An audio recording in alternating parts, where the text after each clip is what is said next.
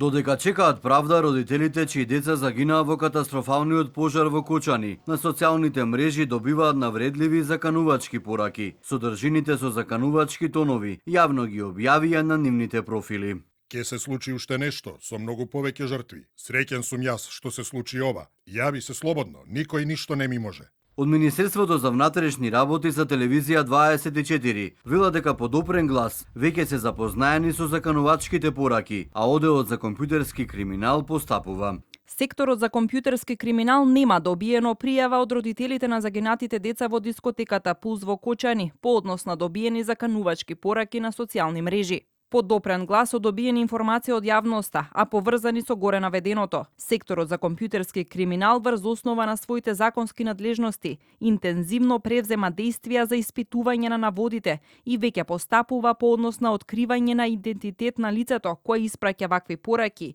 и утврдување на веродостојноста на информациите во врска со истото. Од полицијата апелираат сите родители што добиле пораки со ваква содржина да поднесат официјална пријава до МВР за поефикасна истрага. Обвинителството минатата недела поднесе обвинение за пожарот во Кочани. Меѓу обвинетите се сопственици и управители на клубот, градежни инспектори, поранешни актуелни градоначалници на Кочани, директори и службеници на државни институции, припадници на обезбедувањето, како и архитекти кои незаконски изготвувале документи. Ванчо Шехтански, кој како адвокат застапува 6 на обвинети за катастрофалниот пожар, вели дека не верува во истрагата. Гонењето на одредени осомничени меѓу кои инспектори од пред 13 години го нарече лов на вештерки. Се бавиме со лов на вештерки, кој бил инспектор 2012, 2013, 2014 за дозволи.